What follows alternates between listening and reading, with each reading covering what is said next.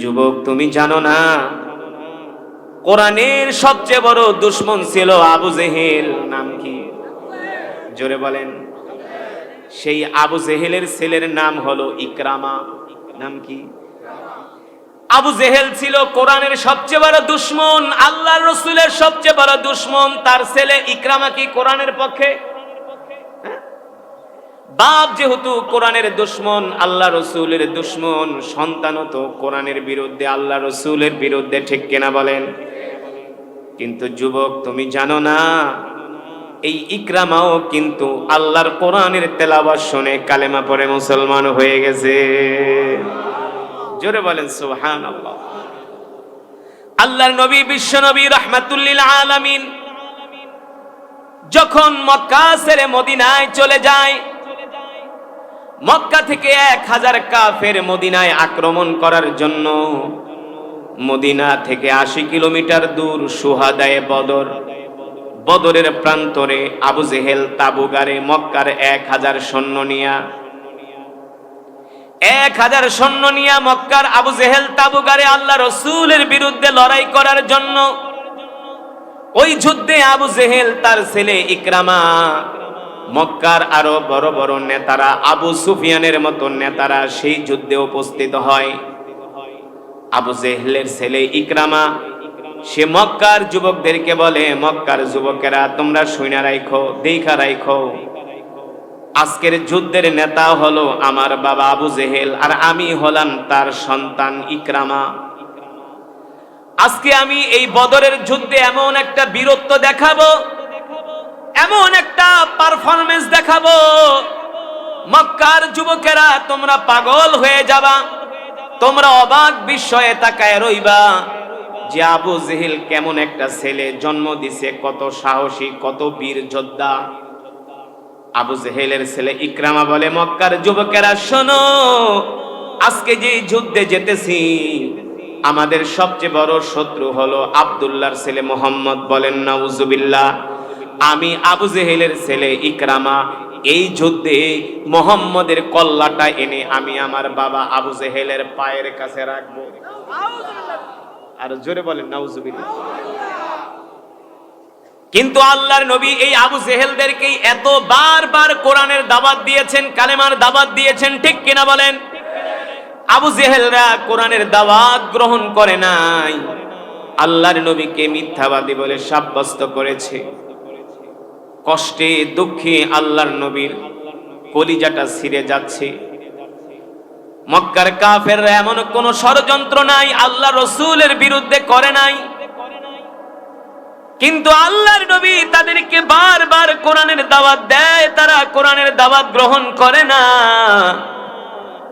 আল্লাহর নবী হতাশ হয়ে যায়, হায় রে, মানুষদেরকে এত দাওয়াত দেই তারা কোরআনের দাওয়াত গ্রহণ করে না। আল্লাহ তাআলা ডাক দিয়া বলে, হাবিব ইন্নাকা লা তাহদি মান আহবাবতা ওয়ালাকিন্নাল্লাহা ইয়াহদি মান ইয়াশা ওয়া হুয়া আ'লামু বিল মুহতাদিন। ও আমার প্রিয় হাবিব, প্রিয় বন্ধু, আপনি শুনে রাখেন, হেদায়েতের মালিক আপনি না, হেদায়েতের মালিক হলাম আমি আল্লাহ। সুবহানাল্লাহ বলেন। হেদায়েতের মালিক কে? আল্লাহ তাআলা ডাক দিয়া বলে, হাবিব আপনি মক্কার কাফেরদেরকে দাওয়াত দিতে থাকেন, কে কালেমা পড়লো আর কে কালেমা পড়লো না এটা নিয়ে আপনার মন খারাপ করার কোনো দরকার নাই। আপনার কাজ হলো দাওয়াত দেওয়া, আর আমি আল্লাহ যাদেরকে পছন্দ করব তাদেরকে আমি আল্লাহ হেদায়াত দিয়া কালেমা পড়ায়া মুসলমান বানায়া দিব। কিন্তু আবু জেহেল হেদায়াত পায় নাই, তার ছেলে ইকরামা হেদায়াত পেয়েছে। যে ইকরামা বলেছিল মুহাম্মাদের কল্লাটা এনে আমি আমার বাবা আবু জেহেলের পায়ের কাছে রাখবো, নাউজুবিল্লাহ। যখন বদর যুদ্ধ শুরু হয়ে গেল, মুসলমানের সংখ্যা হলো মাত্র 313 জন। কয়শো? ও যুবক, তোমরা তো স্কুল কলেজ ইউনিভার্সিটিতে পড়ো, তোমরা তো ইসলামের ইতিহাস জানো না। আমার দেশের কলেজ ইউনিভার্সিটির যুবকরা যদি ইসলামের ইতিহাসগুলো জানতো, তাহলে কখনো আমাদের এই কোমলমতি স্কুল, কলেজ, ইউনিভার্সিটি, এমনকি প্রাইমারি স্কুলের ছাত্রগুলো কখনো ইসলাম ছেড়ে দিত না, নামাজ ছেড়ে দিত না। ঠিক কিনা বলেন? প্রাইমারিতে যখন পড়ে ঠিকই মসজিদে যায়, ইমাম সাহেবের পিছনে নামাজ পড়ে, হুজুরদের ভাতের বাটিও টাইনা দেয় না। ছেলেরা যখন ছোট থাকে মক্তবে যায়, কোরআন শিখে। ওই প্রাইমারি থেকে যখন কলেজে যায়, কলেজ থেকেই আস্তে আস্তে বিড়ি খাওয়া শুরু করে। কলেজ থেকে যখন ইউনিভার্সিটিতে যায়, অনেক যুবকরা তো নাস্তিকই হয়ে যায়।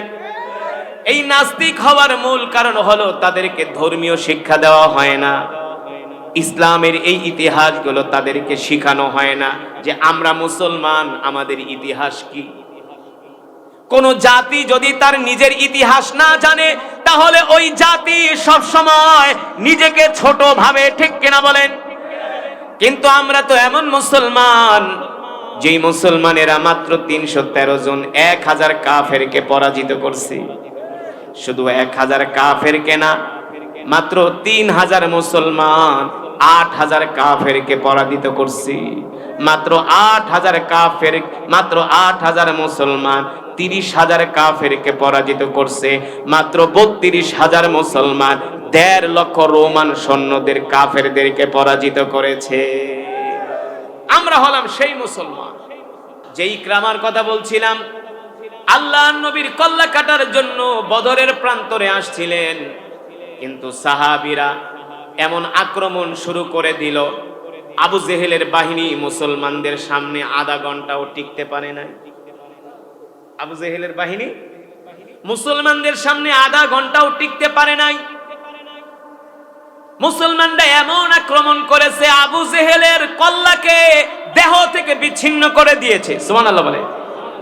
এই দৃশ্য দেখে আবু জেহেলের ছেলে ইকরামা বলে, আমার বাবার কল্লাই তো শেষ, আমি আবার মোহাম্মদের কল্লা আমার বাবার পায়ের কাছে রাখবো কিভাবে? ইকরামা এই অবস্থা দেখা ভয়ে মক্কায় পালায়ে চলে গেছে।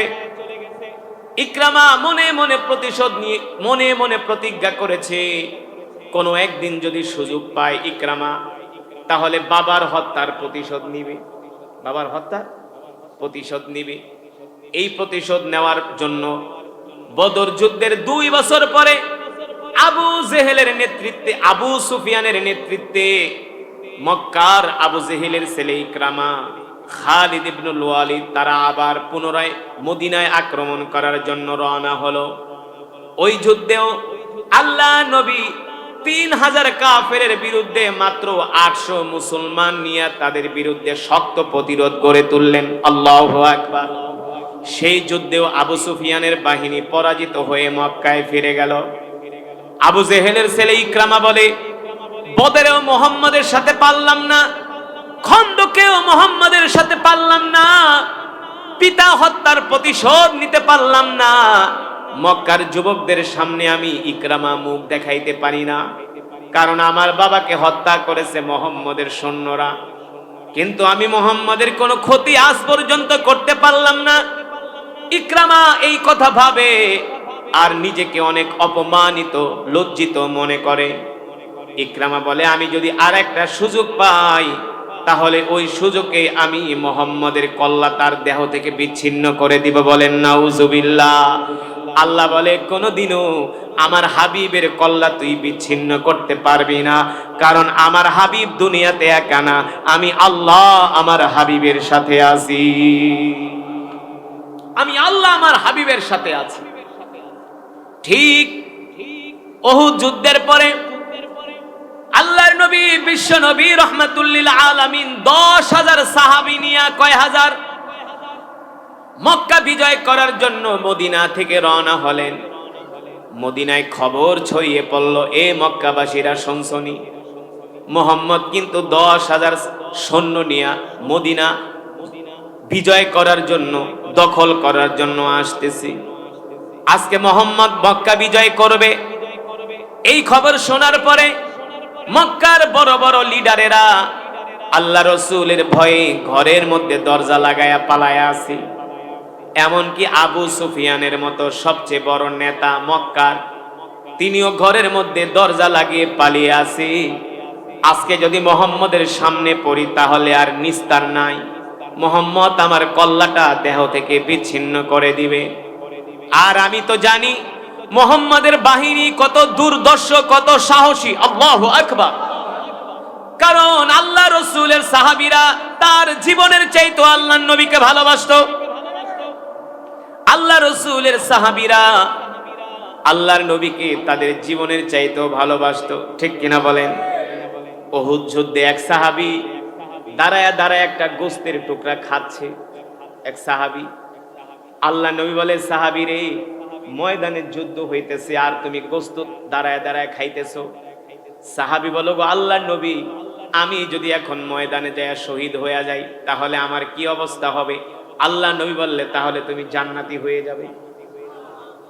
সিরাতের কিতাবের মধ্যে আসছে ওই সাহাবী গোস্তের টুকরাটা ফেলে দিয়া ডাল আর তরবারি নিয়ে ময়দানে চলে গেছে।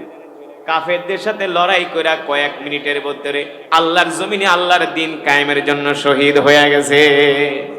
শুধু এখানেই শেষ না, উহুদের ময়দানে যখন কাফেরেরা আল্লাহর নবীর উপরে আক্রমণ শুরু করলো, রাসূলের সাহাবী হযরতে তালহা রাদিয়াল্লাহু তাআলা আনহু আল্লাহর নবীর সামনে ডাল হয়ে দাঁড়ায় গেছে।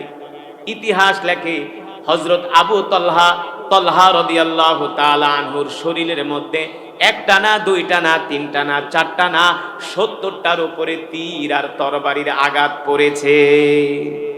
পুরা দেহ ঝাঁঝরা হয়ে গেছে, ঝাঁঝরা। 70টার উপরে তীর হযরত তালহা রাদিয়াল্লাহু তাআলা আনহুর শরীরের মধ্যে বিদ্ধ হয়েছে। এই অবস্থা দেখে আল্লাহর নবী হতাশ হয়ে গেছে। মাঝে মাঝে আল্লাহর নবী উকি দেয় যে কিভাবে কাফেররা আক্রমণ করতেছে। হযরত তালহা রাদিয়াল্লাহু তাআলা আনহু বলে, গো আল্লাহর রাসূল, আপনি আপনার মাথা উঠাবেন না। মক্কার কাফেররা আপনাকে হত্যা করার জন্য তারা ময়দানে আসছে। আপনাকে যদি তারা হত্যা করতে পারে, আপনি যদি শহীদ হয়ে যান, তাহলে আমরা এতিম হয়ে যাব। ওগো রাসূল, আপনার শরীরে তীর আর তরবারির আঘাত তো দূরের কথা, একটা ফুলের টোকাও আপনার শরীরে লাগবে, আমি তালহা সেটা সহ্য করব না।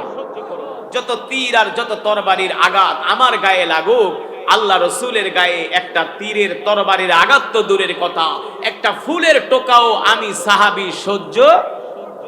কিন্তু দুঃখের বিষয় হলো, সেই সাহাবীদেরকে নিয়ে বাংলাদেশে কিছু বক্তা আছে, তারা সমালোচনা করে। আছে কি আছে না?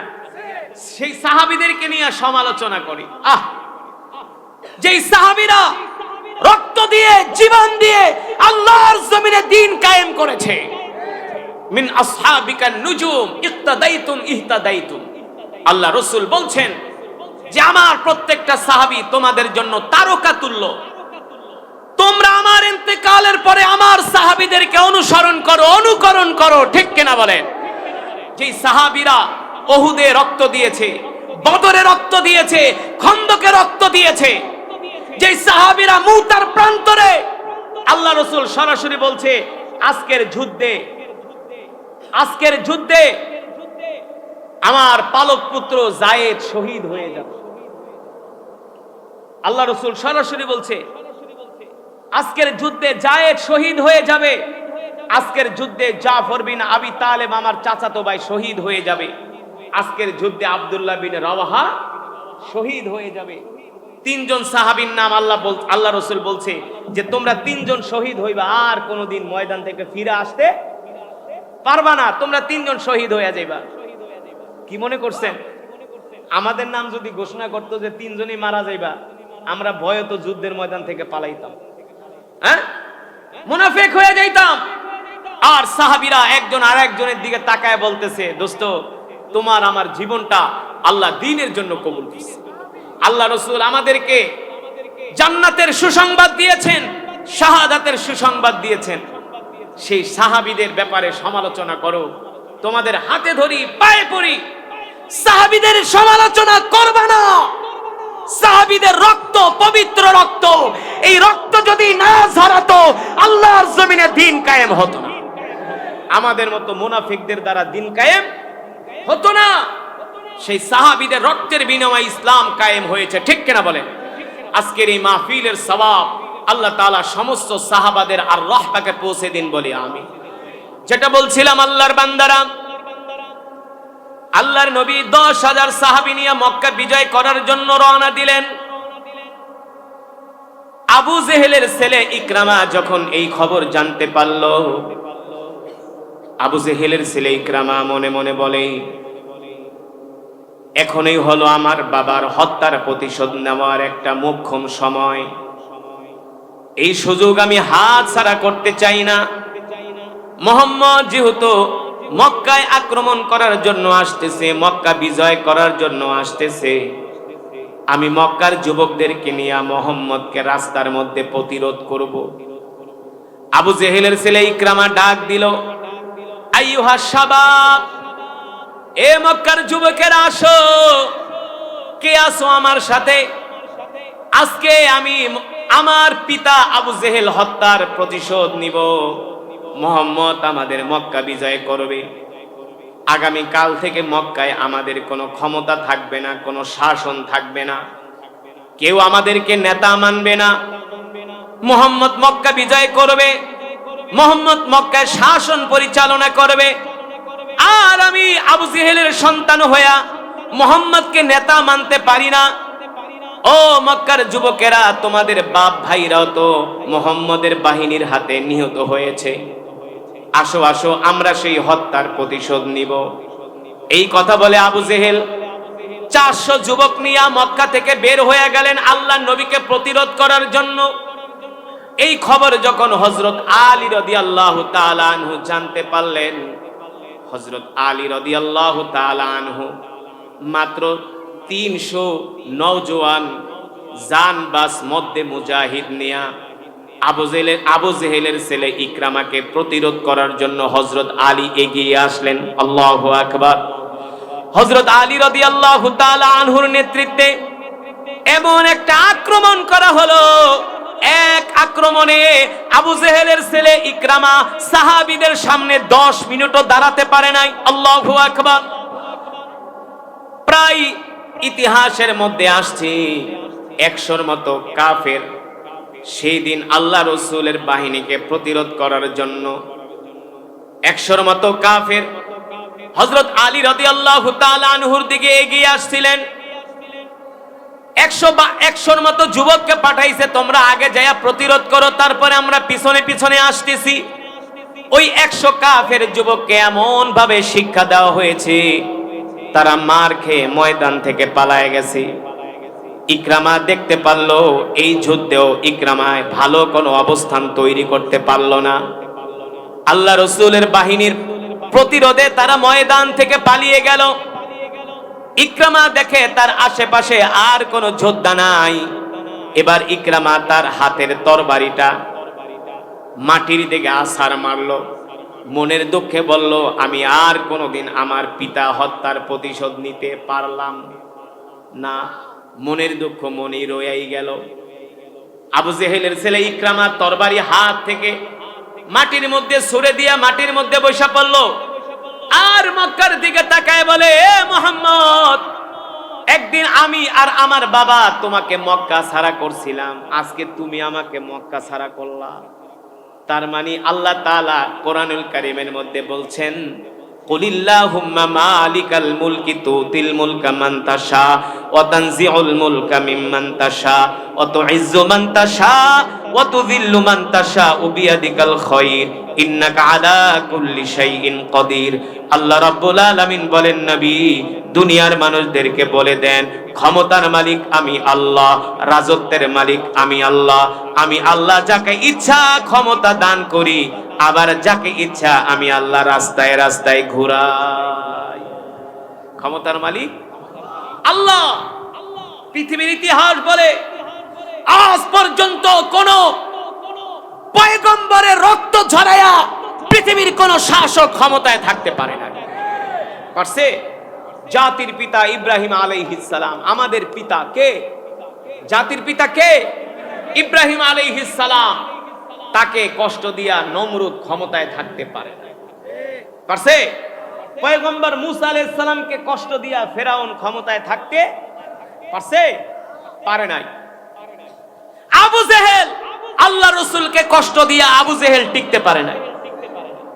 বর্তমান যারা নায়েবে নবী ওলামায়ে কেরাম, আমরা তো আপনাদের সামনে কোরআনের কথা বলি, দ্বীনের কথা বলি, আমরা তো ব্যক্তির স্বার্থে কোনো কথা বলি না, যা বলি উম্মার উপকারের জন্য বলি, ঠিক কিনা বলেন?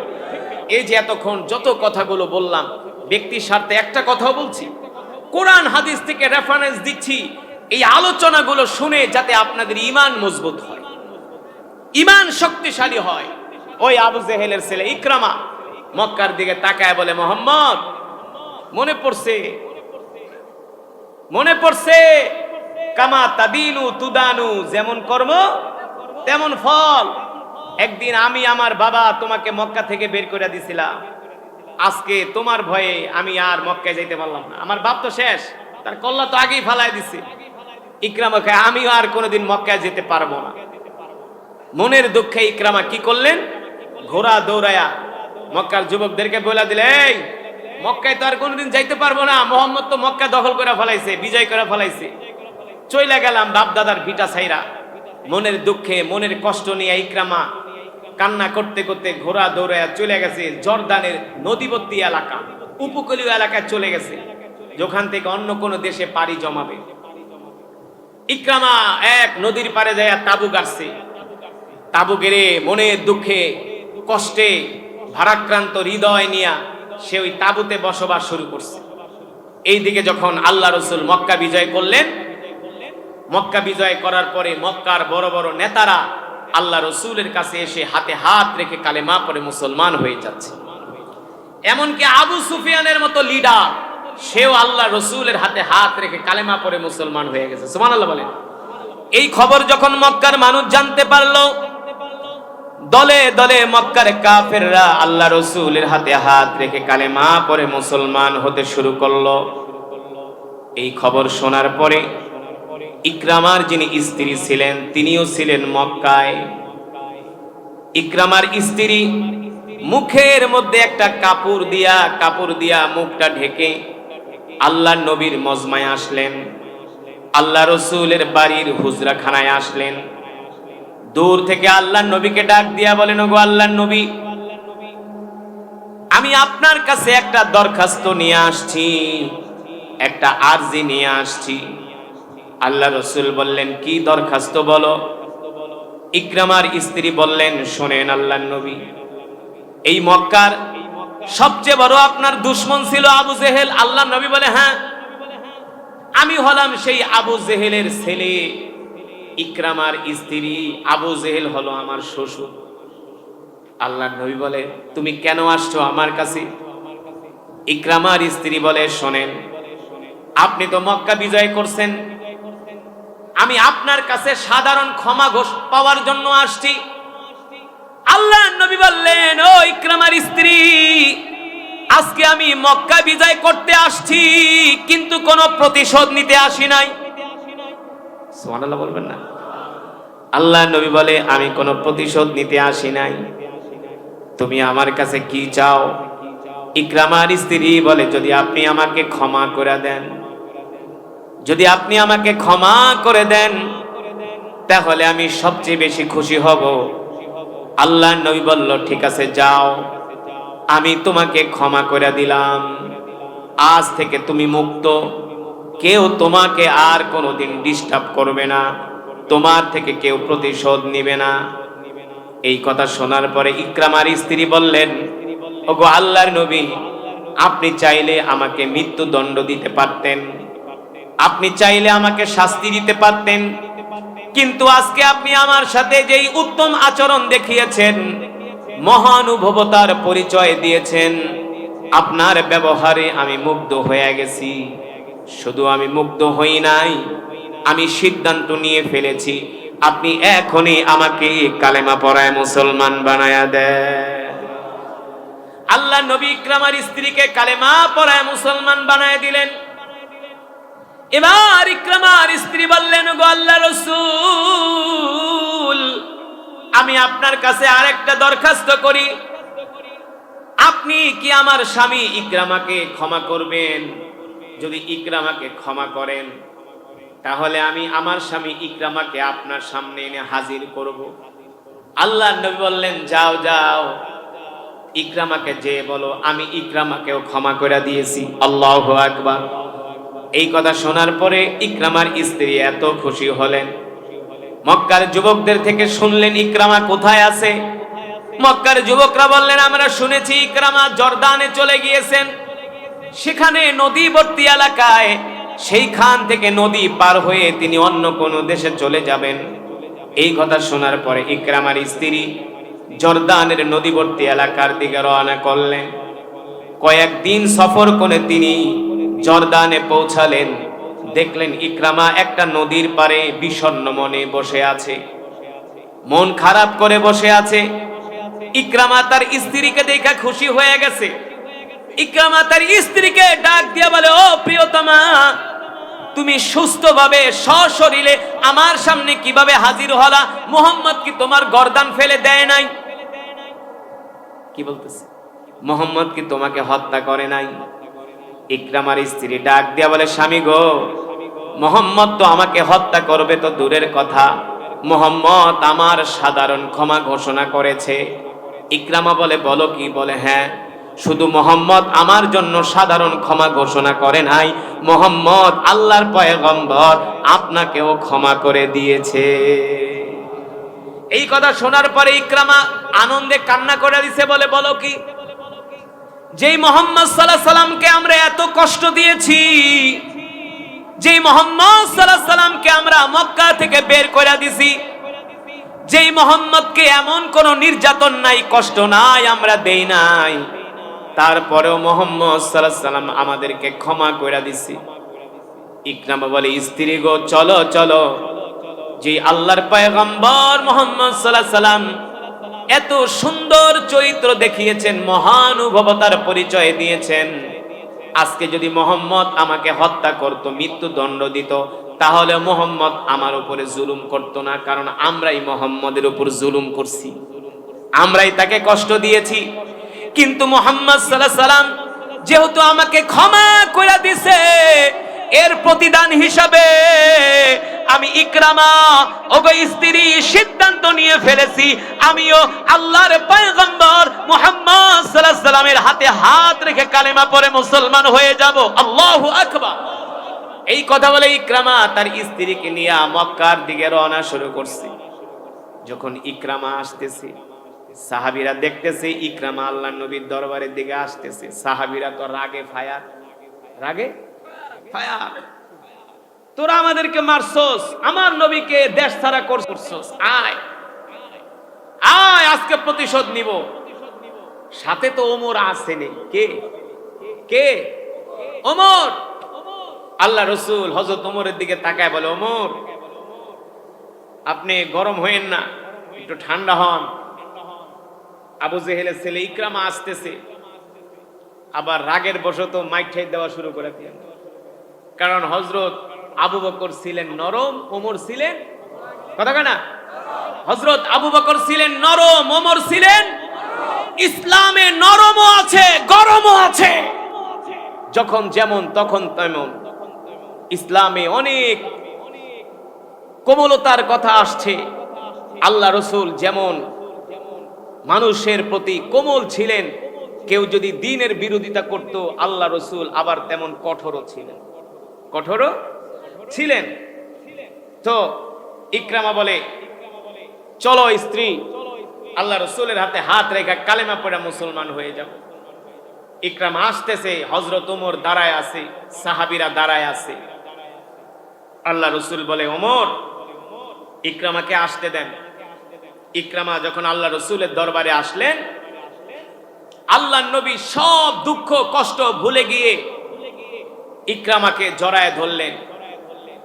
ইকরামা চোখের পানি ছেড়ে দিয়ে বলল, ওগো আল্লাহর পয়গম্বর মুহাম্মদ সাল্লাল্লাহু আলাইহি সাল্লাম, আজকে আপনি আমার সাথে যে আচরণ করেছেন, আপনি যদি আমাকে হত্যাও করতেন, আমার প্রতি আপনি বিন্দুমাত্র জুলুম করা হতো না, বরঞ্চ আমরা আপনার প্রতি জুলুম করছি। কিন্তু আপনি আজকে আমার সাথে যে মহানুভবতার পরিচয় দিয়েছেন, আপনি আমার সাথে আজকে যেই সুন্দর আচরণ করেছেন, আমি আপনার আচরণে মুগ্ধ হয়ে গিয়েছি। শুধু মুগ্ধ হই নাই, আমি সিদ্ধান্ত নিয়েছি আমিও আপনার হাতে হাত রেখে কালেমা পড়ে মুসলমান হয়ে যাব। ইকরামা কালেমা পড়ে মুসলমান হয়ে গেল।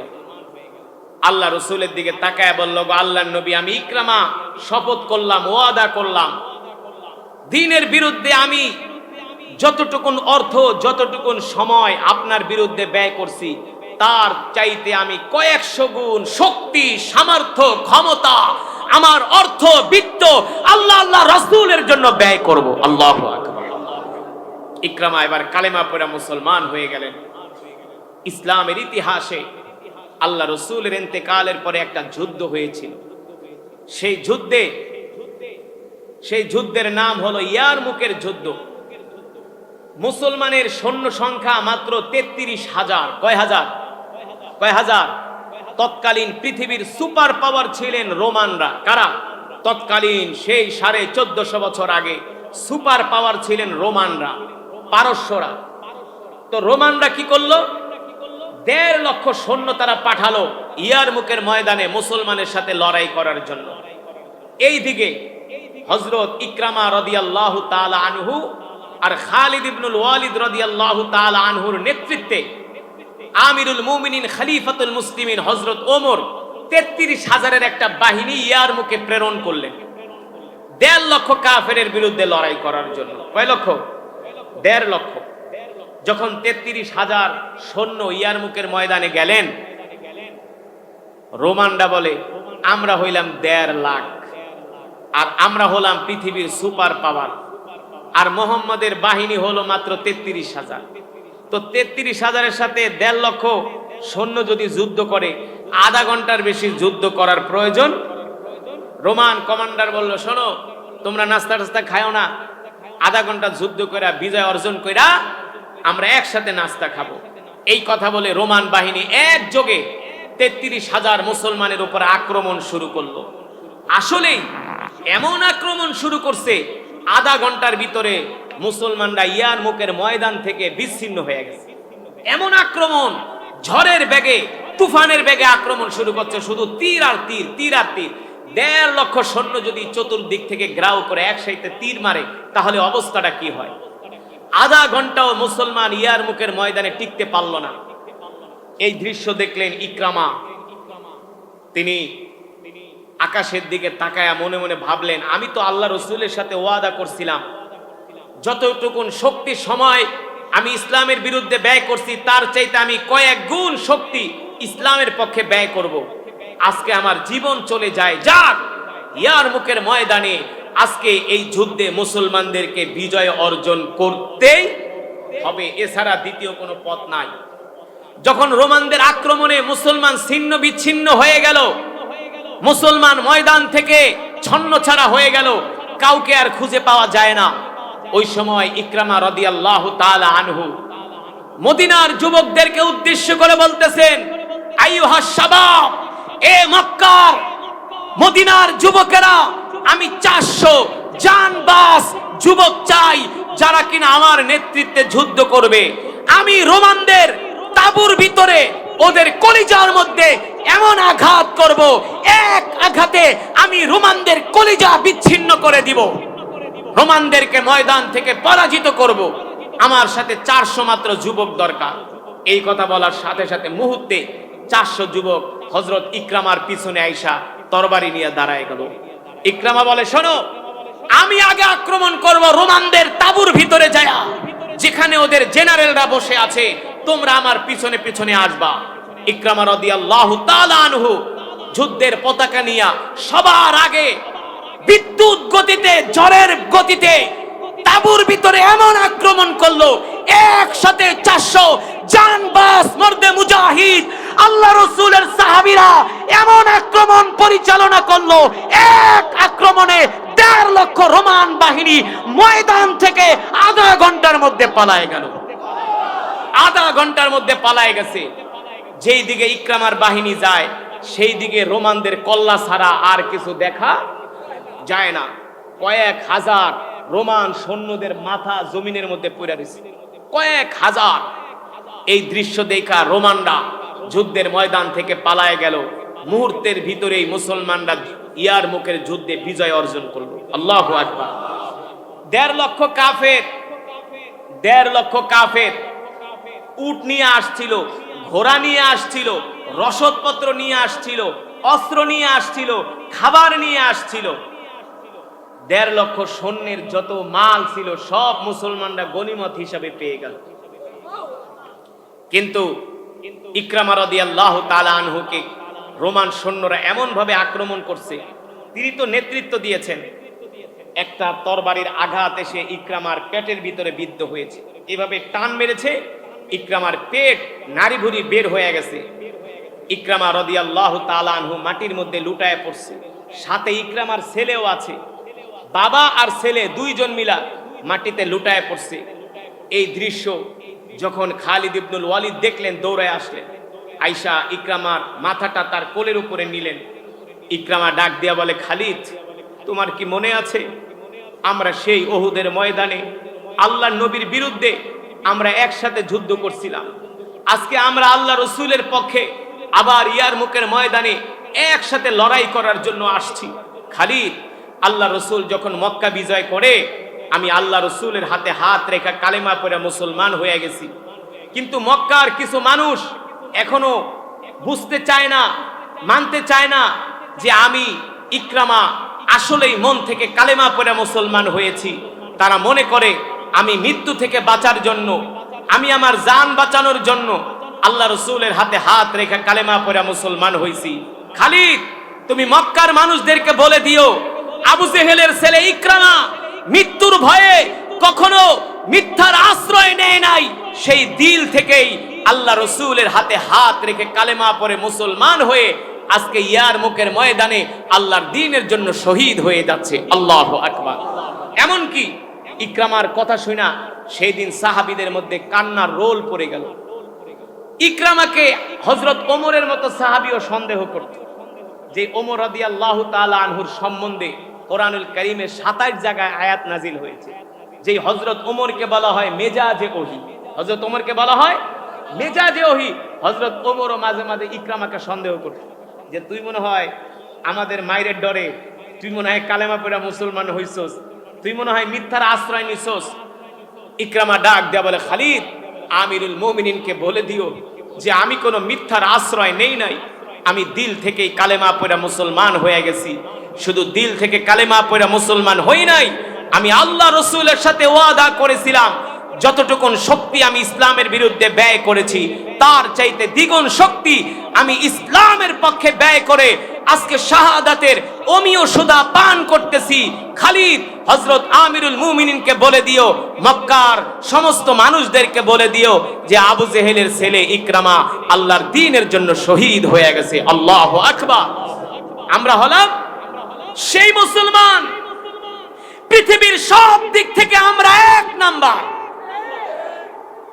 বিশ্বাস করেন না? কোন দিক থেকে 1 নাম্বার বলবো? পৃথিবীর শ্রেষ্ঠ নবী পেয়েছি আমরা। পৃথিবীর শ্রেষ্ঠ নবী নাম কি? জনাবে মুহাম্মদুর রাসূলুল্লাহ সাল্লাল্লাহু আলাইহি ওয়াসাল্লাম। শ্রেষ্ঠ নবীর উপরে শ্রেষ্ঠ কিতাব নাজিল হয়েছে, নাম কি? আল কোরআন। শ্রেষ্ঠ নবীর উপরে শ্রেষ্ঠ কিতাব নাজিল হয়েছে, কোরআনুল কারীম। যুবক, আমরা যেই ঘরের দিকে কেবলা করে নামাজ পড়ি, এই ঘর হলো পৃথিবীর শ্রেষ্ঠ ঘর, বাইতুল্লাহ। পৃথিবীর শ্রেষ্ঠ ঘর বাইতুল্লাহ। বাইতুল্লাহর মতো এত দামি পৃথিবীতে ঘর হয় নাই, আর কোনোদিন হবেও না। তারপরে পৃথিবীর যত দামি দামি সম্পদ সব স্বর্ণের খনি আল্লাহ দান করছে মুসলমানের দেশে। আল্লাহ তাআলা পৃথিবীর সবচেয়ে দামি সম্পদ দিয়েছেন মুসলমানদের। তো বলেন, আল্লাহ তাআলা কি আমাদেরকে কোন দিক দিয়ে ঠকাইছে? ঠকাইছে? আল্লাহ তাআলা আমাদেরকে শ্রেষ্ঠ নবী দিয়েছেন। কথাগুলো বোঝার ব্যাপার আছে, চিন্তা করার ব্যাপার। এই যে আল্লাহ নিয়ামতগুলো দিছে এমনি এমনি না, এই প্রতিটা নিয়ামতের জন্য কাল হাসরের ময়দানে আল্লাহর আদালতে আমাদেরকে দাঁড় করানো হবে। আর বলবে, এই দিন মানুষ নাই, ইসলাম মানুষ নাই, কারণ কি বল? তোদেরকে শ্রেষ্ঠ নবী দিয়েছিলাম, শ্রেষ্ঠ কিতাব দিয়েছিলাম। এই বসো, আলোচনা চলা অবস্থায় কোনো উঠাউঠি করা যাবে না। রাজি আছেন? রাজি আছেন ইনশা? আমি যে মাইক দিয়ে আলোচনা করতেছি মনে করবেন না খুব মজা লাগতেছে, সাউন্ড ক্লিয়ার হচ্ছে না, গলা টেনে নিচ্ছে, তারপর আমি কষ্ট করে আলোচনা করছি, কিন্তু আর কিছু কয়েক মিনিট আলোচনা চলবে, ওঠাউঠি করব না। রাজি আছেন? মোনাজাত দিয়ে একসাথে আমরা বাড়িতে যাব ইনশা। সেই ইমানি শক্তি আপনাদের আছে? ইমানি পাওয়ার আছে? কে কে শেষ মোনাজাত দিয়ে বাড়িতে যাবেন? হাত উঠে আল্লাহকে দেখেন, হাত সোজা করেন, সোজা করেন, আল্লাহকে একটা ডাক দেন দিল থেকে, ইয়া আল্লাহ। জোরে বলেন ইয়া আল্লাহ। আমাদের কবুল করে নেন, আমাদের গুনাহগুলো মাফ করে দেন, আল্লাহ শেষ মোনাজাত দিয়ে যাওয়ার তৌফিক দেন। বলি আমিন, আমিন। হাত নামা। আমরা আমাদের মা বাবা, আত্মীয় স্বজন, দাদা দাদির জন্য আমরা দোয়া করব ইনশা।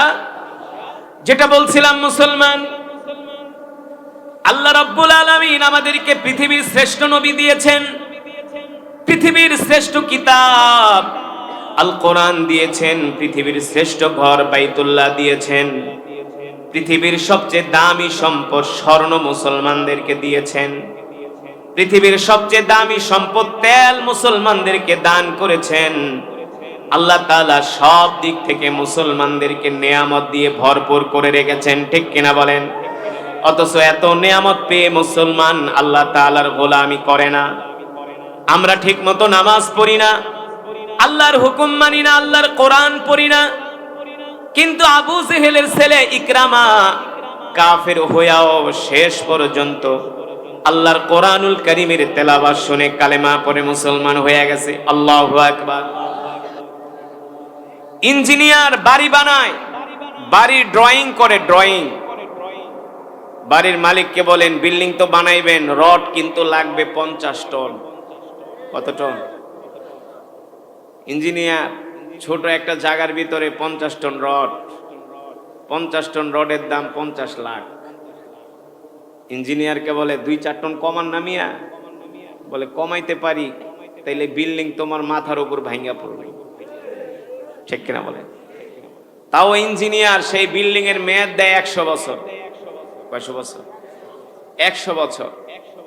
কিন্তু আমার রব, আমার মালিক, আমার আল্লাহ বিশাল এই সাম্রাজ্যের মালিক, একচ্ছত্র ক্ষমতার মালিক, হায়াতের মালিক, রিস্কের মালিক আল্লাহ তাআলা আমাদের মাথার উপরে 7টা আসমান বানিয়েছেন, কোনো খুঁটির ব্যবহার করেন না, ঠিক কিনা বলেন?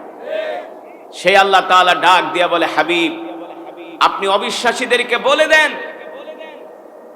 কিভাবে তারা আমার দ্বীনকে অস্বীকার করে, কিভাবে তারা আপনাকে নবী বলে স্বীকার করে না, কিভাবে তারা কোরআনকে কবিতা বলে, কিভাবে আপনাকে তারা জাদুকর বলে, কিভাবে আপনাকে তারা গণক বলে, ঠিক কিনা বলে? বলছেন কি?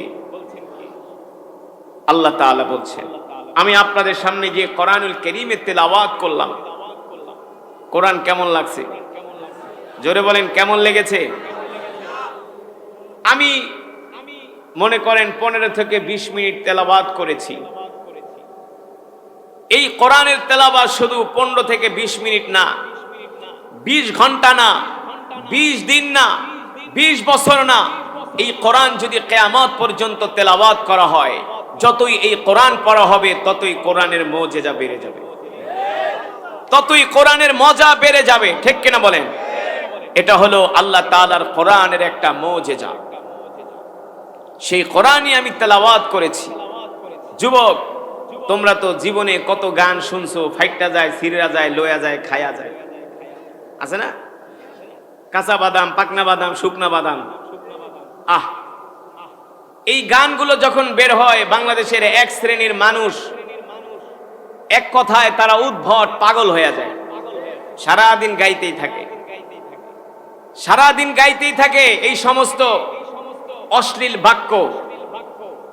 তো আমার বলার উদ্দেশ্য হলো, যুবক, জীবনে কত গান শুনছো, তোমাদের গান হয় সর্বোচ্চ কয় মিনিটের? 3 মিনিট, 5 মিনিট। এর উপরে কেউ গান শুনতে, যতই আধুনিক ঢোল তবলা মিউজিক সেই গানের মধ্যে সংযোজন করা হোক না কেন, অ্যাড করা হোক না কেন, 5-3-7 মিনিটের বেশি কেউ গান শুনতে চায় না, কিন্তু আল্লাহর কসম করে বলি, যে কোরআন আমি আপনাদের সামনে পড়েছি, এই কোরআন একজন হাফেজ পড়বে, একজন কারি পড়বে, সকাল থেকে শুরু করবে, সন্ধ্যা হবে, সন্ধ্যা থেকে শুরু করবে, ফজর হবে, সারা দিন রাত চলতে থাকবে। যত কোরআন পড়বে ততই কোরআনের মুজিজা বেড়ে যাবে, মজা বেড়ে যাবে। ঠিক কিনা বলেন? আল্লাহ রাব্বুল আলামিন সে কথাই কোরআনুল কারীমের মধ্যে বলছেন, ইন্না নাহনু নাযালনা যিকরা ওয়া ইন্না লাহু লাহাফিজুন।